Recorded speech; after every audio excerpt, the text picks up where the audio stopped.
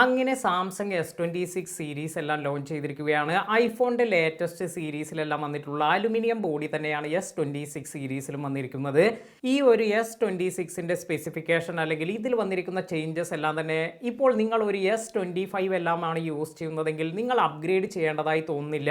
എന്നാൽ സാംസങ് S26ൽ കൊണ്ടുവന്നിരിക്കുന്നതിൽ ഏറ്റവും ഇമ്പോർട്ടൻ്റ് ആയി എടുത്തു പറയേണ്ട ഒരു കാര്യം എന്ന് പറയുന്നത് ഇതിൻ്റെ ഡിസ്പ്ലേ പ്രൈവസി എല്ലാമാണ്.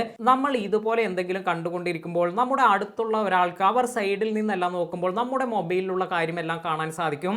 എന്നാൽ നിങ്ങൾ S26 എല്ലാമാണ് യൂസ് ചെയ്യുന്നത് എങ്കിൽ ഇത്തരത്തിൽ സൈഡ് വ്യൂ എല്ലാം തന്നെ നിങ്ങൾക്ക് ഇതെല്ലാം ബ്ലോക്ക് ചെയ്യാൻ സാധിക്കും.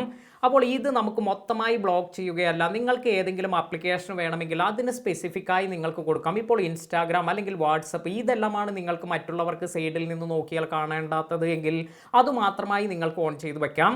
ഇനി അല്ല നിങ്ങൾക്ക് ഇവിടെ വരുന്ന നോട്ടിഫിക്കേഷൻസ് മാത്രമായി ഇത് മാത്രമായി നിങ്ങൾക്ക് ബ്ലോക്ക് ചെയ്യണമെങ്കിലും നിങ്ങളുടെ സ്ക്രീൻ എല്ലാം സൈഡിൽ നിന്ന് നോക്കുമ്പോൾ കാണും. എന്നാൽ ഈ നോട്ടിഫിക്കേഷൻ എല്ലാം വരുന്നത് അവിടെ ബ്ലാക്ക് ആയിട്ടാണ് വരിക. അതായത് ഈ നോട്ടിഫിക്കേഷൻ വന്നിരിക്കുന്ന കാര്യങ്ങളൊന്നും സൈഡിൽ നിന്ന് നോക്കുന്നവർക്ക് കാണാൻ സാധിക്കില്ല. വളരെ യൂസ്ഫുള്ളായ ഒരു പ്രൈവസി ഫീച്ചറായി എനിക്കിത് തോന്നി. എന്തായാലും ഹാർഡ്വെയറിൽ കൊണ്ടുവന്നിരിക്കുന്ന ചേഞ്ചസ് കൊണ്ടാണ് ഈ ഒരു കാര്യമെല്ലാം വന്നിരിക്കുന്നത്. അതിനാൽ തന്നെ അത്തരത്തിൽ നല്ല പ്രൈവസി എല്ലാം വേണ്ടവർക്കെല്ലാം ഈ ഒരു മോഡലെല്ലാം തന്നെ വളരെ നല്ലതായിരിക്കും.